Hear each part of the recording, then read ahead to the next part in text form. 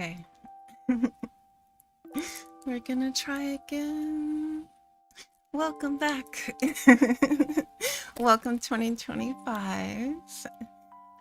Again, this is Mira Mushi, your Dream Siren, and we're going to try, hopefully, my dear, and hopefully everything will become a little bit more stable, but yeah, I'm not sure why, but that's the second time that I've had to restart after starting stream, and I'm not sure what the hiccup is yet, but we're gonna keep trying.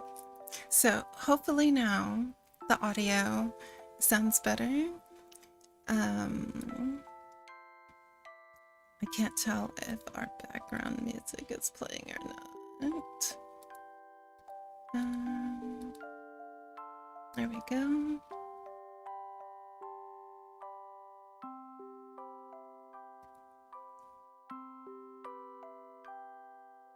Okay, very good. So hopefully we sound nice and clear now. So welcome in again. I am Mira Mushi, and we're going to kick off the new year with reading, because that is one of my favorite pastimes here with you all. So please get comfortable. We're going to pick back up with Han Andersen's The Snow Queen. We'd left off on the 4th story, as this, I believe, is seven parts total. So this will be in our reading playlist for you to be able to catch up with the first part and then continue with this one. So please make yourself comfortable, mushy, get checked in and cozy, and please enjoy the sound of the stream. And again, if we have any other audio issues, please feel free to say something, and we will try our best to fix it expeditiously. So For now, stream health looks good on my end, and I'm not getting any messages about dropped frames. So if we have no further interruptions, let's pick up with Prince and Princess.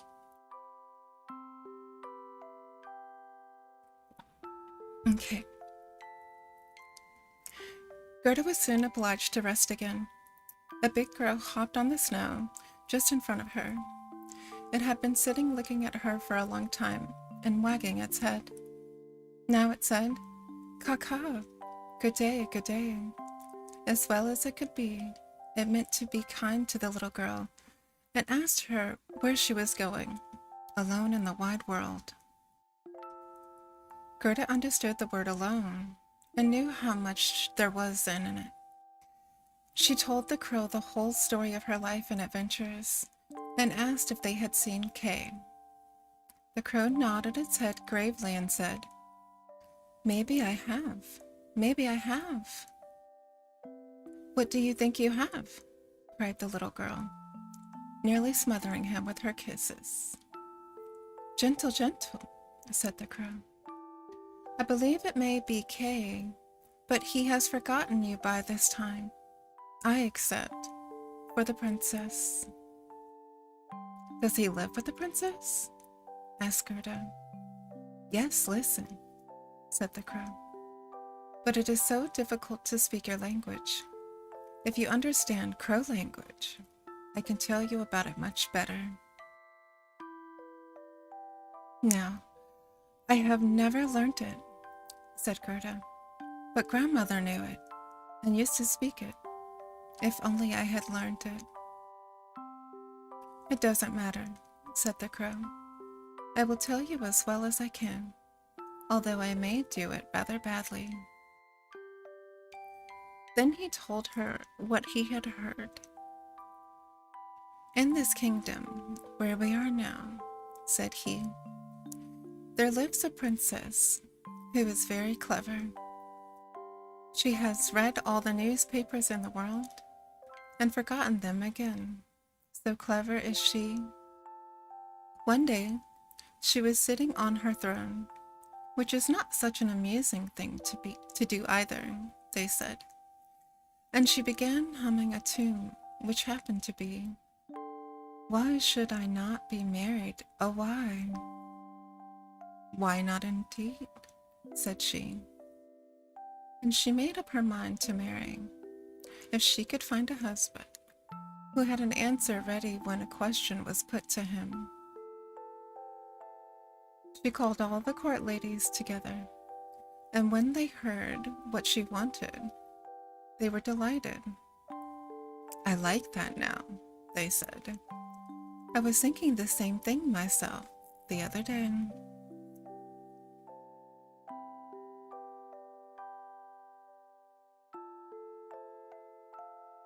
"Every word I say is true," said the crow, "for I have a tame sweetheart who goes about the palace whenever she likes." She told me the whole story. Of course his sweetheart was a crow, for birds of a feather flock together, and one crow always chooses another. The newspapers all came out immediately with borders of hearts and the princess's initials. They gave notice that any young man who was handsome enough might go up to the palace to speak to the princess. The one who spoke as if he were quite at home and spoke well would be chosen by the princess as her husband. Yes, you may believe me. It is as true as I sit here," said the crow. The people came crowding in. There was such running and crushing, but no one was fortunate enough to be chosen, either on the first day or the second. They could all of them talk well enough in the street, but when they entered the castle gates and saw the guard in silver uniform, and when they went up Up the stairs through rows of lackeys in gold-embroidered liveries. Their courage forsook them.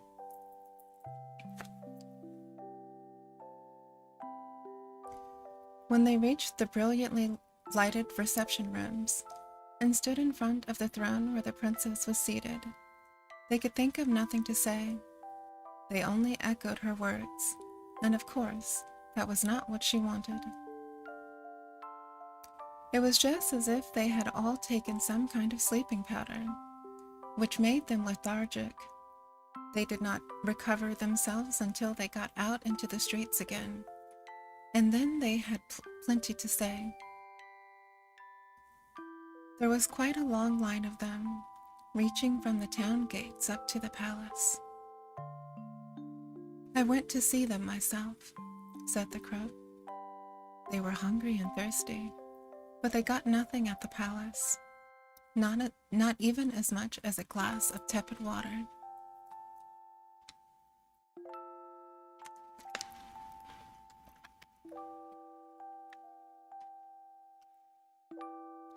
Some of the wise ones had taken sandwiches with them, but they did not share them with their neighbors.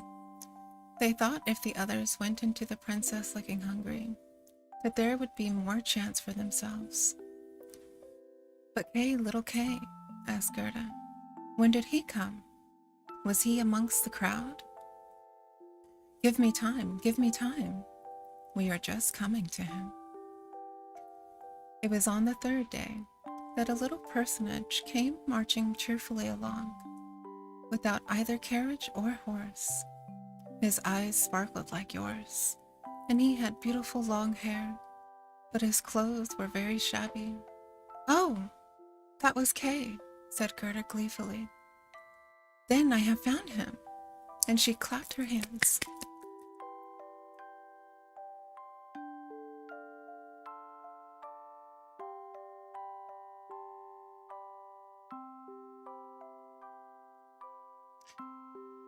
He had a little knapsack on his back, said the crow. No, it must have been his sledge. He had it with him when he went away, said Gerda. It may be so, said the crow. I did not look very particularly, but I know from my sweetheart that when he entered the palace gates and saw the lifeguards in their silver uniforms and the lackeys on the stairs in their gold-laced liveries, he was not the least bit abashed. He just nodded to them and said, It must be very tiresome to stand upon the stairs. I am going inside. The rooms were blazing with lights. Privy councillors and excellencies without number were walking about barefoot, carrying golden vessels. It was enough to make you solemn. His boots creaked fearfully too, but he wasn't a bit upset. Oh, I'm sure that was Kay, said Gerda. I know he had a pair of new boots. I heard them creaking in grandmother's room. Yes, indeed, they did creak, said the crow. But nothing daunted, he went straight up to the princess, who was sitting on a pearl as big as the spinning wheel. Poor simple boy. All the court ladies and their attendants, the courtiers and the gentlemen, each attended by a page, were standing round. The nearer the door they stood, so much the greater was their haughtiness, till the footman's boy, who always wore slippers and stood in the doorway, was almost too proud even to be looked at. It must be awful, said little Gerda, and yet Kay has won the princess. If I had not been a crow, I should have taken her myself, notwithstanding that I am engaged. They say he spoke as well as I could have done myself when I speak crow language. At least so my sweetheart says. He was a picture of good looks and gallantry, and then he had not come with any idea of wooing the princess, but simply to hear her wisdom. He admired her just as much as she admired him. Indeed, it was Kay then, said Gerda. He was so clever, he could do mental arithmetic up to fractions. Oh, won't you take me to the palace?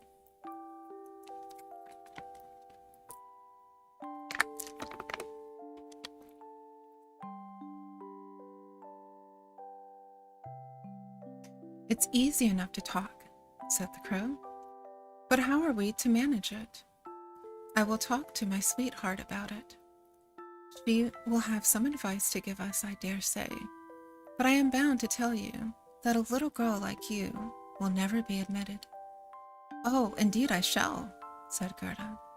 When Kay hears that I am here, he will come out at once to fetch me. Wait here for my little, by the still, said the crow. Then he wagged his head and flew off. The evening had darkened in before he came back. Caw, he said. She sends you greetings. And here it is, a little roll with you. She got it out from the kitchen, where there is bread enough, and I dare say you are hungry. It is not possible for you to get into the palace. You have bare feet. The guards in silver and the lackeys in gold would never allow you to pass. But don't cry. We shall get you in somehow. My sweetheart knows a little back staircase which leads up to the bedroom, and she knows where the key is kept.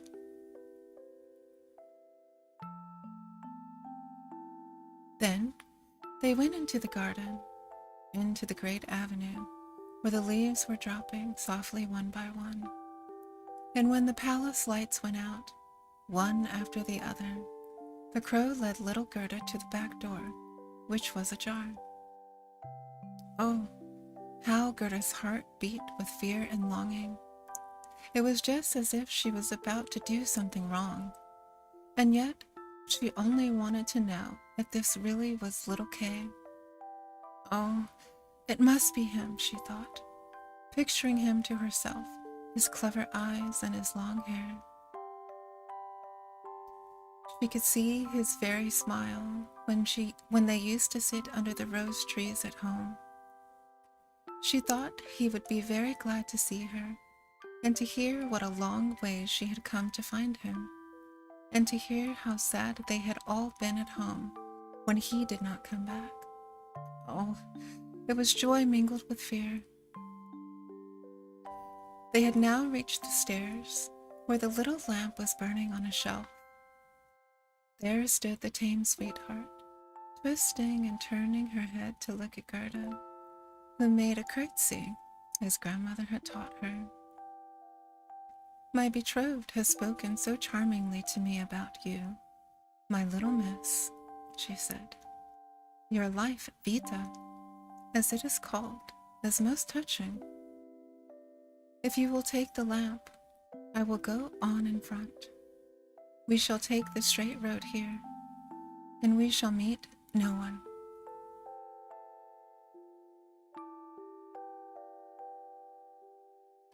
It seems to me that someone is coming behind us, said Gerda, as she fancied something rushed past her, throwing a shadow on the walls. Horses with flowing manes and slender legs, huntsmen, ladies and gentlemen on horseback. Oh, those are only the dreams, said the crow. They come to take the thoughts of the noble ladies and gentlemen out hunting. That's a good thing, for you will be able to see them all the better in bed. But don't forget, when you are taken into favor, to show a grateful spirit. Now, there's no need to talk about that, said the crow from the woods. They came now into the first apartment. It was hung with rose-colored satin embroidered with flowers. Here again, the dreams overtook them, but they flitted by so quickly that Gerda could not distinguish them. The apartments became one more beautiful than the other. They were enough to bewilder anybody. They now reached the bedroom. The ceiling was like a great palm with crystal leaves, and in the middle of the room 2 beds, each like a lily hung from the golden stem. One with white, and in it lay the princess. The other was red, and there lay he whom Gerda had come to seek, little Kay. She bent aside one of the crimson leaves and saw a little brown neck. It was Kay. She called his name aloud and held the lamp close to him. Again, the dreams rushed through the room on horseback. He awoke, turned his head, and it was not little Kay.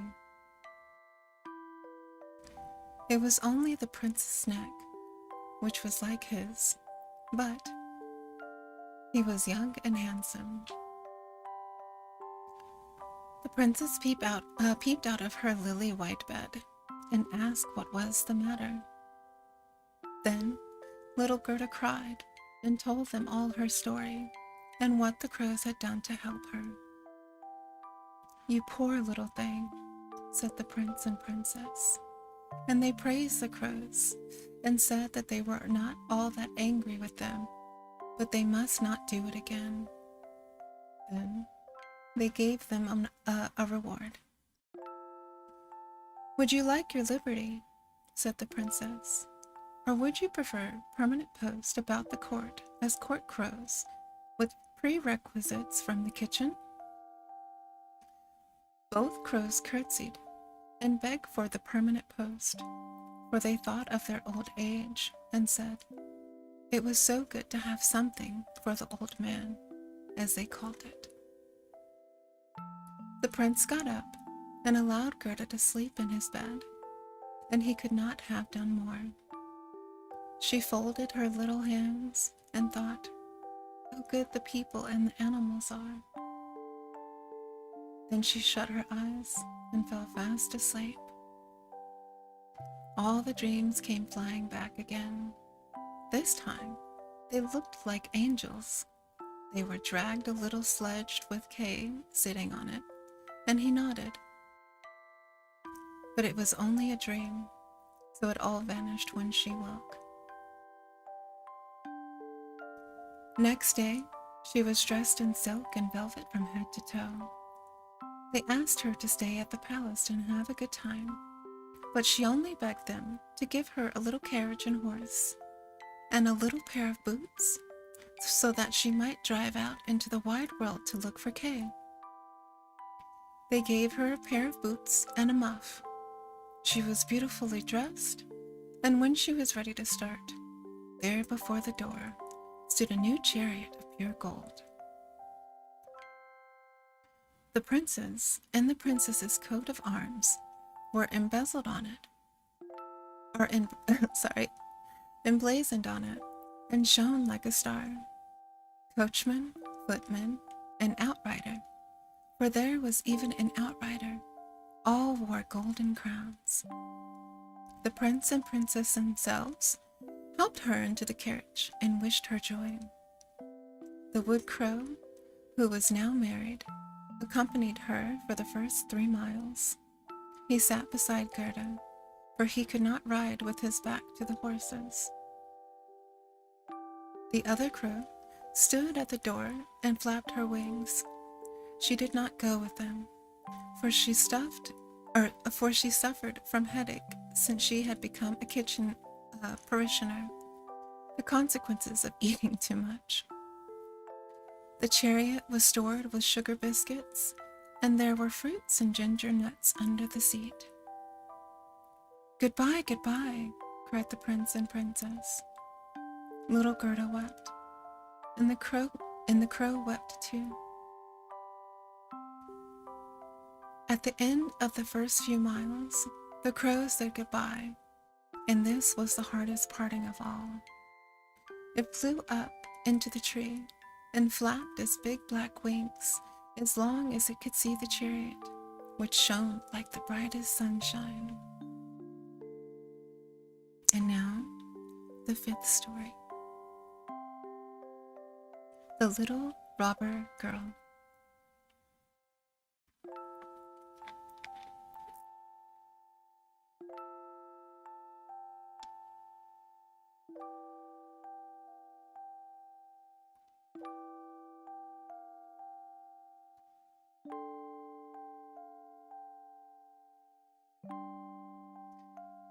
They drove on through a dark wood, where the chariot lighted up the way and blinded the robbers by its glare.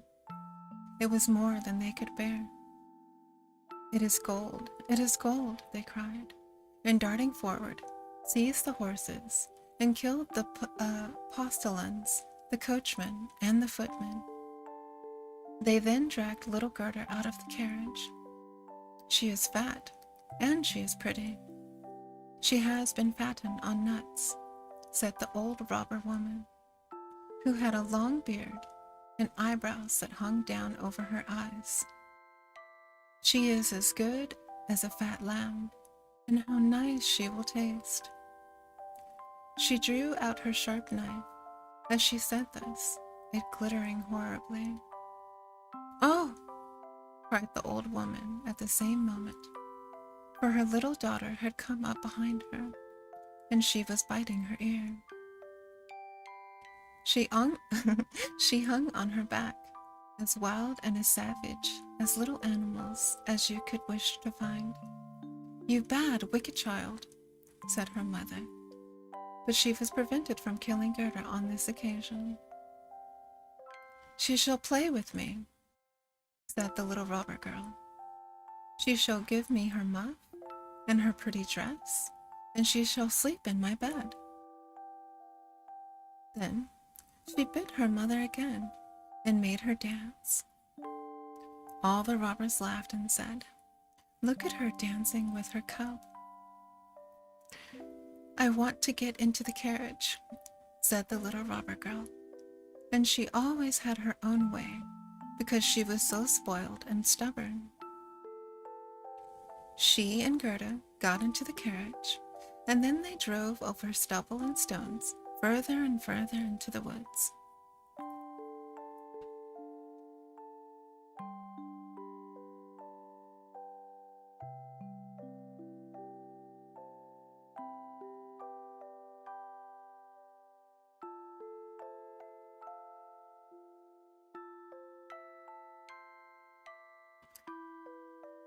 The little robber girl was as big as Gerda, but much stronger.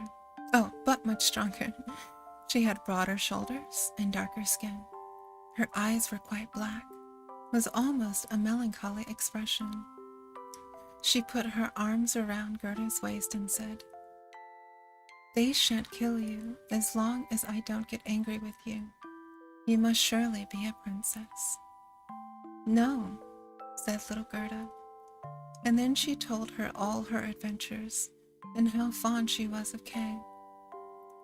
The robber girl looked earnestly at her, gave a little nod, and then said, "They shan't kill you even if I am angry with you. I will do it myself." Then she dried Gerda's eyes and stuck her own hands into the pretty muff, which was soft and warm. At last the chariot stopped. They were in the courtyard of the robber's castle, the walls of which were cracked from top to bottom.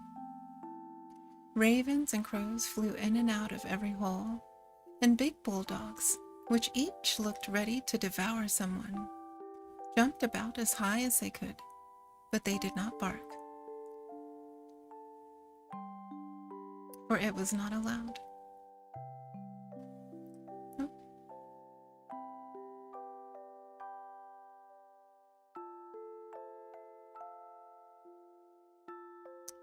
A big fire was burning in the middle of the stone floor of the smoky old hall. The smoke all went up to the ceiling, where it had to find a way out for itself.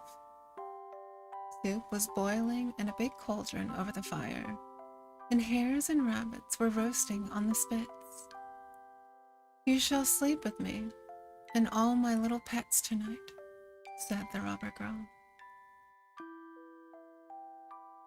When they had something to eat and drink, they went along to one corner, which was spread with straw and rugs. There were nearly 100 pigeons roasting overhead of the rafters and beams. They seemed to be asleep, but they flustered about a little when the children came in. "They are all mine," said the little robber girl, seizing one the nearest. She held it by the legs and shook it until it flapped its wing. "Kiss it," she cried, dashing it to Gerda's face. "Those are the wood pigeons," she added, pointing to some laths fixed across the big hole high up on the walls. "They are a regular rabble. They would fly away directly if they were not locked in. And here is my oldest sweetheart, Bee," dragging forward a reindeer by the horn. It was tied up, and it had a bright copper ring around its neck. "We have to keep him close too, or he would run off. Every single night, I tickle his neck with my bright knife. He is so frightened of it." The little girl produced a long knife out of a hole in the wall and drew it across the reindeer's neck. The poor animal laughed and kicked, and the robber girl laughed and pulled Gerda down into the bed with her. "Do you have that knife by you while you are asleep?" asked Gerda, looking rather frightened. "I always sleep with a knife," said the little robber girl. "You never know what will happen. But now tell me again what you told me before about little Kay, and why you went out into the world." So Gerda told her all about it again, and the wood pigeons cooed up in their cage above them, and the other pigeons were asleep. The little robber girl put her arm around Gerda's neck and went to sleep with a knife in her other hand, and she was soon snoring. But Gerda could not close her eyes. She did not know whether she was to live or to die. The robbers sat round the fire, eating and drinking, and the old woman was turning somersaults.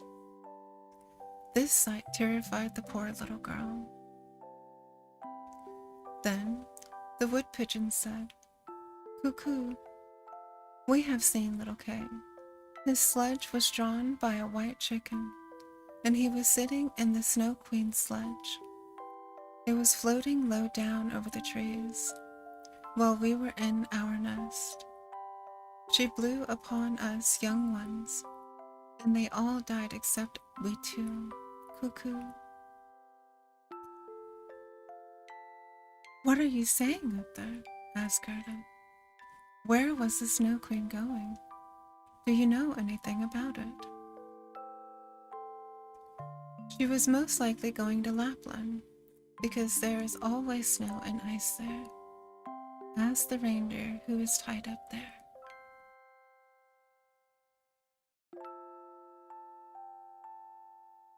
"There is ice and snow, and it is a splendid place," said the reindeer. "You can jump and run about where you like on those glittering plains. The Snow Queen has her summer tent there, but her permanent castle is up at the North Pole, on the island which is called Spitzbergen." "Oh, Kay, little Kay," sighed Gerda. "Lie still, or I shall stick the knife into you," said the robber girl. In the morning, Gerda told her all about what the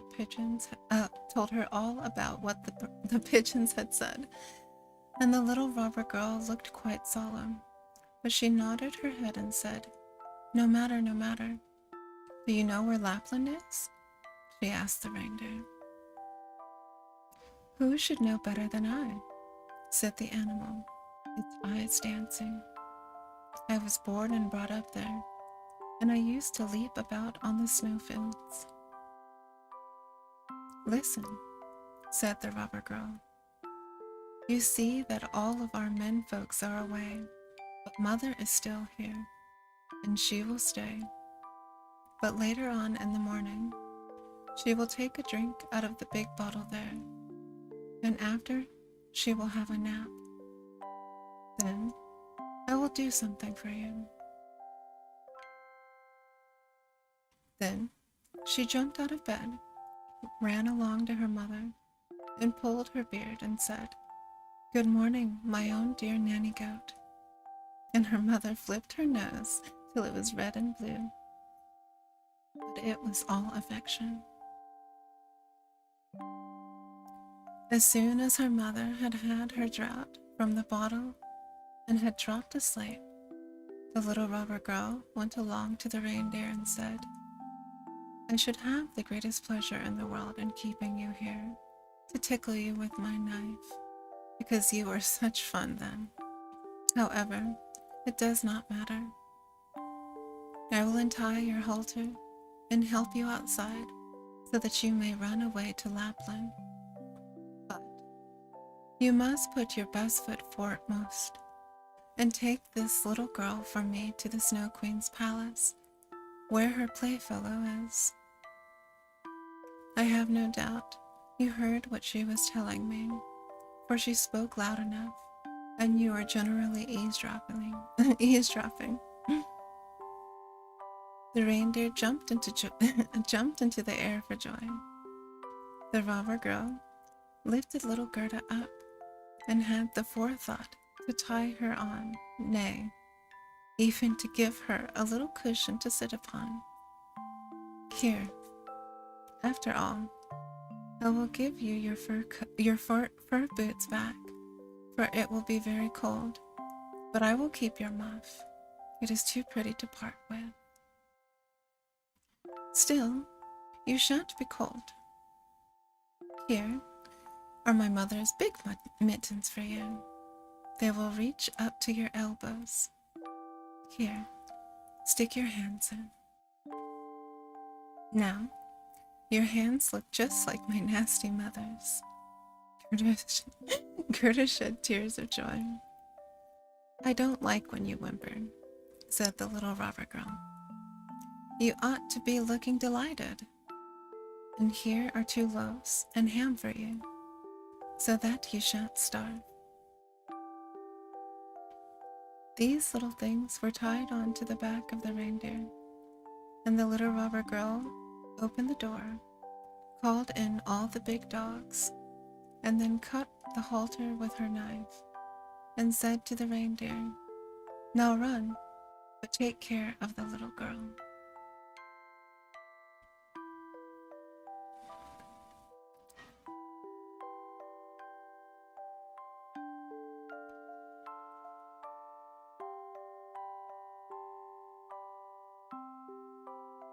Gerda stretched out her hands into the big mittens to the robber girl and said goodbye.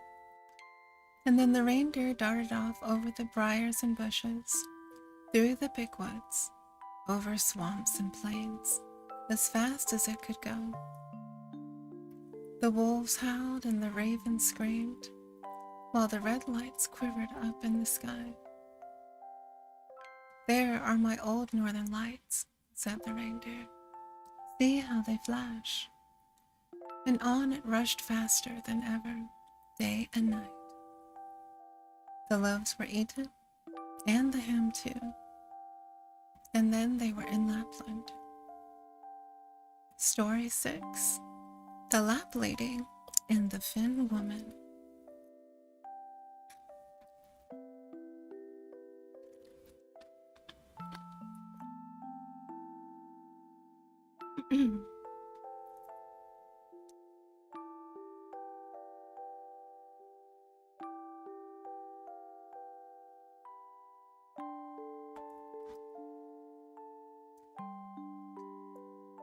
They stopped by a little hut, a very poverty-stricken one. The roof sloped right down to the ground, and the door so low that the people had to creep on hands and knees when they wanted to go in or out. There was nobody at home here but an old Lap woman, He was frying fish over a train oil lamp. The reindeer told her all Gerda's story, but it was told it so first, for it thought it was much the most important. Gerda was so overcome by the cold that she could not speak at all.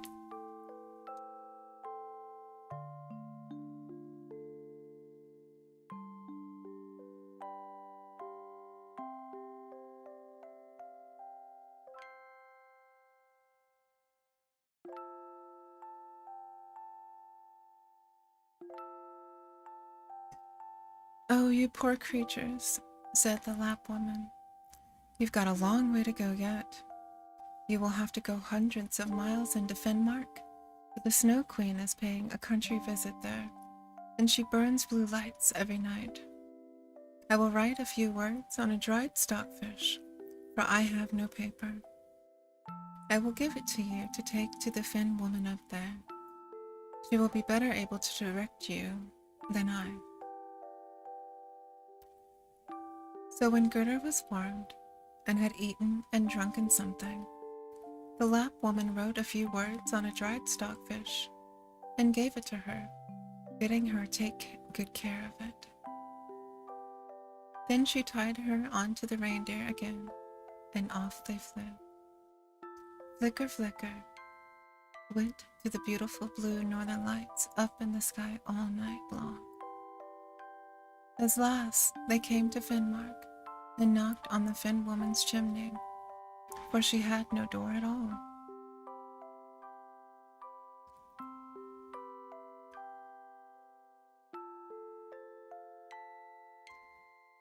There was such a heat inside that Finn woman. There was such a heat inside that the Finn woman went about almost naked. She was little and very grubby. She had once loosened Gerda's things and took off the mittens and boots, or she would have been too hot. Then she put a piece of ice on the reindeer's head, and after that she read what was written on the stockfish. She read it 3 times, and then she knew it by heart, and put the fish into the pot for dinner. There was no reason why it should not be eaten, and she never wasted anything. Again, the reindeer told his own story first, and then little Gerda's. The Finn woman blinked with her wise eyes, but she said nothing. "You're so clever," said the reindeer. "I know you can bid all the winds of the world with a bit of sewing cotton. When a skipper unties one knot, he gets a good wind, and when he unties 2, it blows hard. And if he undoes the 3rd and the 4th, he brings a storm about his head, wild enough to blow down the forest trees. Won't you give the little girl a drink, so that she may have the strength of 12 men to overcome the Snow Queen?" "The strength of 12 men," said the Finn woman. "Yes, that will be about enough." She went along to a shelf and took down a big folded skin, which she unrolled. There were curious characters written on it, and the Finn woman read till the precipitation poured down her forehead.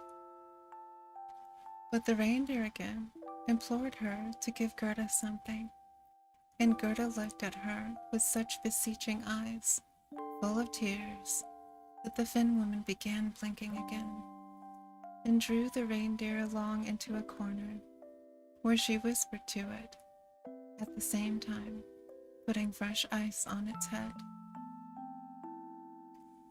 "Little Kay is certainly with the Snow Queen, and he is delighted with everything there. He thinks it is the best place in the world, but that is because he's got a splinter of glass in his heart and a grain of glass in his eye. They will have to come out first, or he will never be human again, and the Snow Queen will keep him in her power. But can't you give little Gerda something to take, which will give her power to conquer it all? I can't give her greater power than she already has. Don't you see how great it is? Don't you see how both man and beast have to serve her? How she's got on as well as she has on her bare feet? We must not tell her what power she has. It is in her heart, because she is such a sweet, innocent child. If she can't reach the Snow Queen herself, then we can't help her. The Snow Queen's gardens begin just 2 miles from here. You can carry the little girl as far as that. Put her down by the big bush standing there in the snow covered with red berries. Don't stop gossiping, but hurry back to me. Then the thin woman lifted Gerda on the reindeer's back and rushed it off as hard as she could. Oh, I have not got my boots, and I have not got my mittens, cried little Gerda.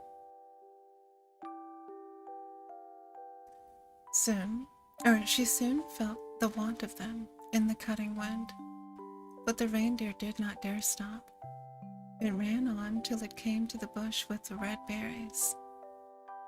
There, it put Gerda down and kissed her on the mouth, while big shining tears trickled down its face.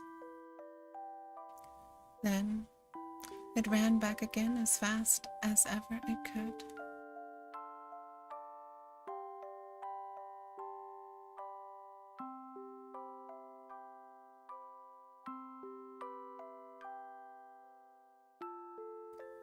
There stood poor little Gerda, without shoes or gloves, in the middle of freezing Iceland Finnmark. She ran forward as quickly as she could. A whole regiment of snowflakes came towards her. They did not fall from the sky, for it was quite clear, when the northern lights shining brightly.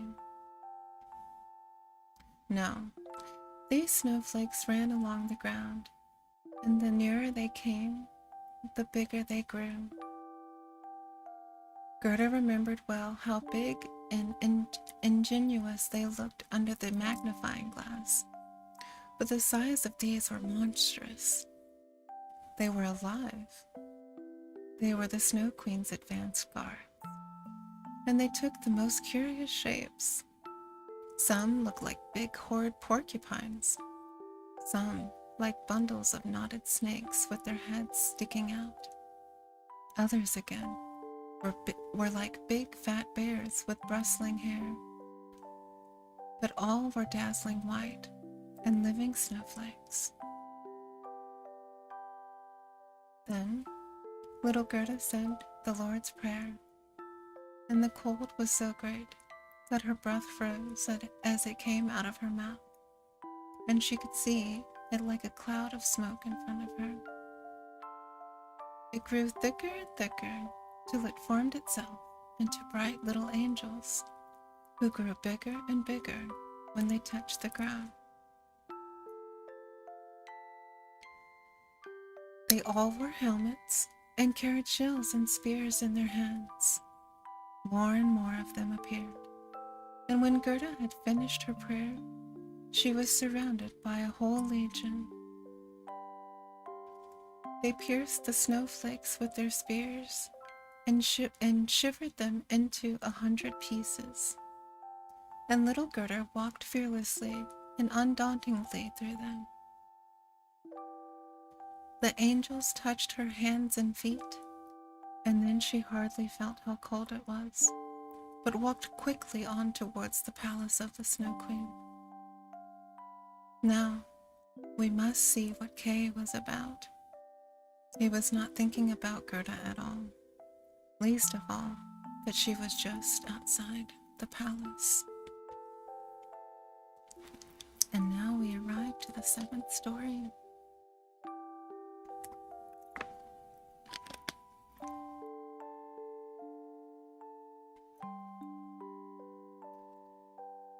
what happened in the Snow Queen's palace and afterwards.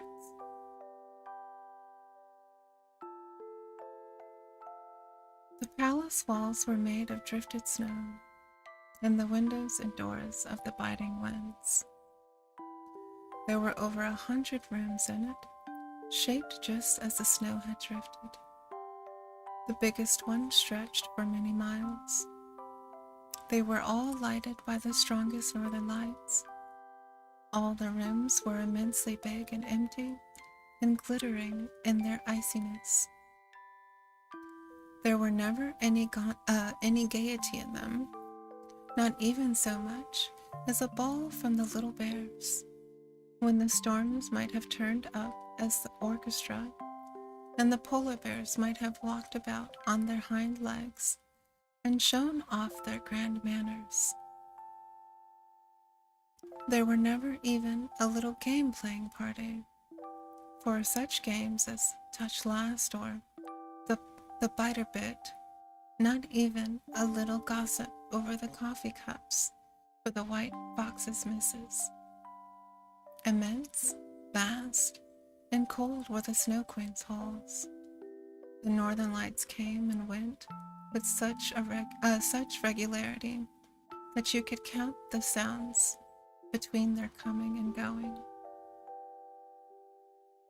In the midst of these never-ending snow halls were a frozen lake.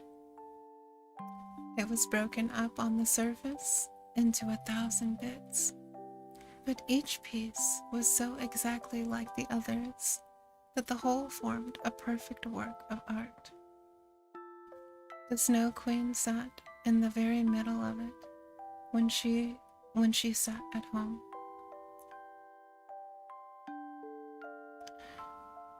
She then said that she was sitting on the mirror of reason, and that it was the best and the only one in the world.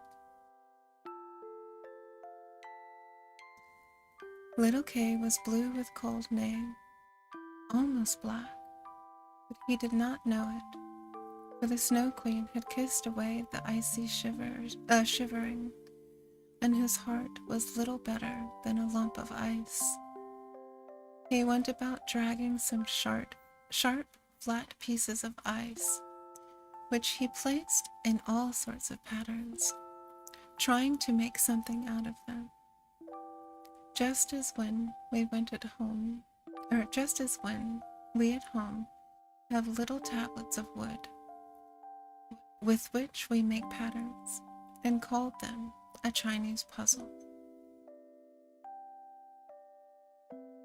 Kay's patterns were most ingenious because they were the ice puzzles of reason. In his eyes, they were first-rate and of the greatest importance. This was because of the grain of glass still in his eye.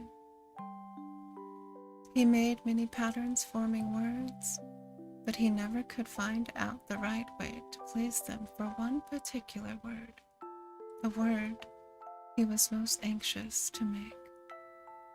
It was eternity. The Snow Queen had said to him that if he could find out this word, he could be his own master, and she would give him the whole world and a new pair of skates, but he could not discover it. Now, I am going to fly away to the warm countries, said the Snow Queen. I want to go and peep into the black cauldrons. She meant the volcanoes, Etna and Vesuvius by this. I must whiten them a little. It does them good. And the lemons and the grapes too. And away she flew.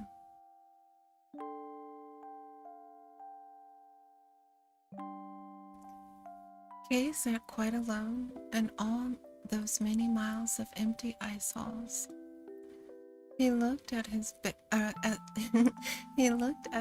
of ice and thought, till something gave way within him. He sat too stiff and immovable that one might have thought he was frozen to death. Then it was that little Gerda walked into the palace, though the great gates in a biting wind. She said her evening prayer, and the wind dropped as if lulled to sleep, and she walked on into the big empty hall. She saw Kay and knew him at once. She flung her arms around his neck, held him fast and cried, "Kay, little Kay, have I found you at last?" But he sat still, rigid and cold. Then little Gerda shed hot tears. They fell upon his breast and penetrated to his heart. Here they thawed the lumps of ice and melted the little bits of the mirror which was in it. He looked at her, and she sang, Where roses deck the flowery vale, there infant Jesus we shall have."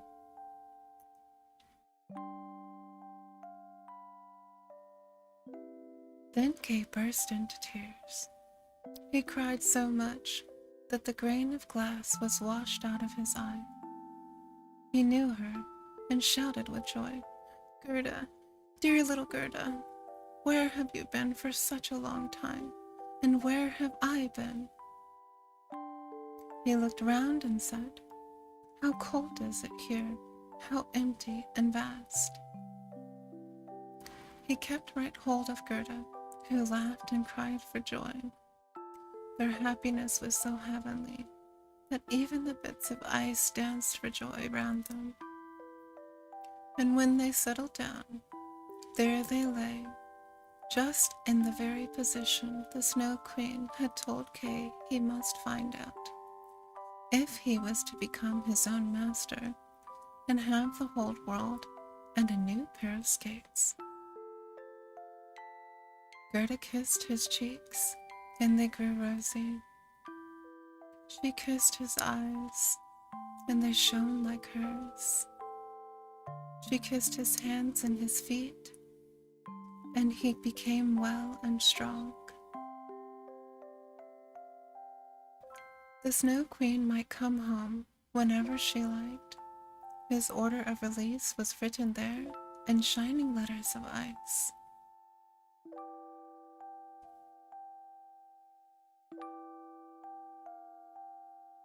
They took hold of each other's hands and wandered out of the big palace. They talked about grandmother and about the roses upon the roof. Wherever they went, the winds lay still, and the sun broke through the clouds.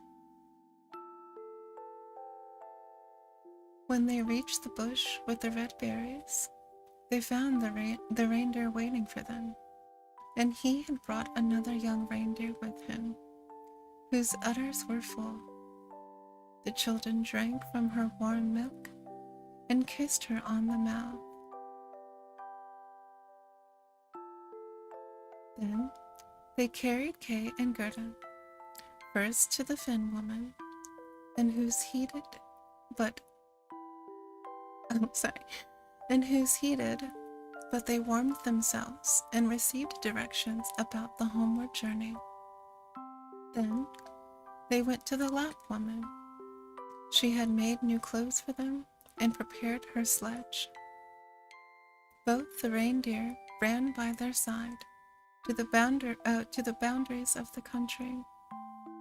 Here, the first green buds appeared, and they said goodbye to the reindeer and the Lap woman.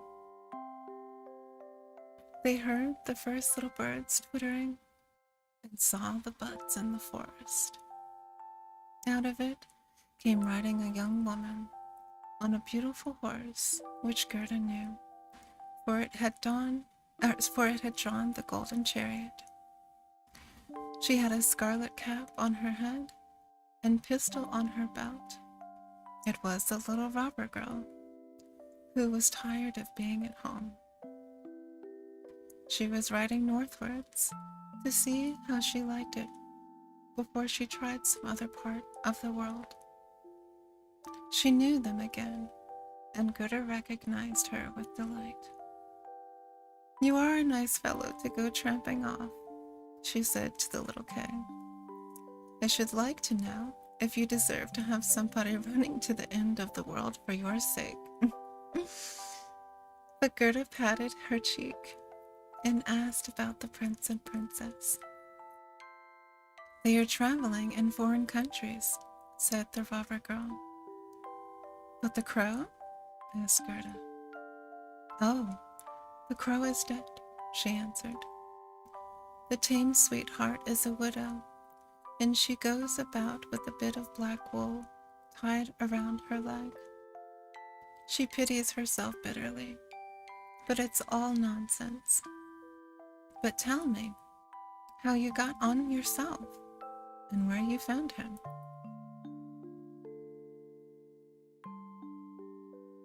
Gerda and Kay both told her all about it. "Snip, snap, snare. It's all right at last then," she said. And she took hold of their hands and promised that if she ever passed through their town, she would pay them a visit. Then she rode off into the wide world. But Kay and Gerda walked on, hand in hand, and wherever they went, they found the most delightful spring and blooming flowers. Soon, they recognized the big town where they lived, with its tall towers, in which the bells still rang their merry peals. They went straight on to grandmother's door, up the stairs into her room. Everything was just as they had left it, and the old clock ticked in the corner, and the hands pointed to the time. As they went through the door into the room, they perceived that they were grown up. The rose clusters around the open window, and there stood their two little chairs. Kay and Gerda sat down upon them, still holding each other by the hand. All the cold, empty grandeur of the Snow Queen's palace had passed from their memory like a bad dream. Grandmother sat in God's warm sunshine, reading from her Bible. "Without ye became as little children, ye cannot enter the kingdom of heaven." Kay and Gerda looked into each other's eyes, and then all at once, the meaning of the old hymn came to them. "Where roses deck the flowery vale, there, infant Jesus, we thee hail." And there they both sat, grown up and yet children at heart. And it was summer, warm and beautiful summer. The end.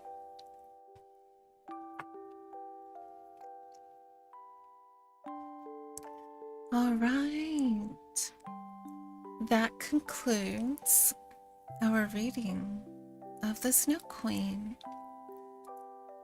I think next we'll probably do the Nightingale, but that is where we will stop for today. Again, Happy New Year. Welcome 2025. I hope that whatever dreams you have stored up in your heart for this year, that they come to you very gently, with so much ease and with so much love. Keep hope in your heart this year, and I hope that each time you look to the sky, you know that your dreams are right there waiting for you. So just keep holding on and never give up. Sweet dreams, Oyasumira, and good night.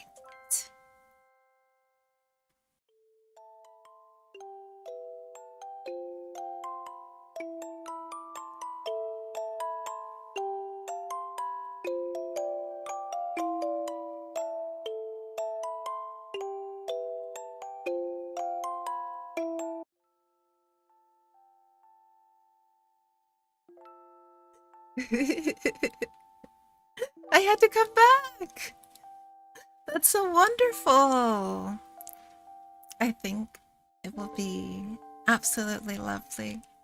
And it will be very close to the true New Year. Should you be in harmony with Mother Earth, that would be April 1st. That is technically when the new year begins. When we move out of the hibernation and reflective cold season of winter and into the renewal of spring. So we will celebrate with you. But now, Mira Otsu. Ayasu Mira. And good night again.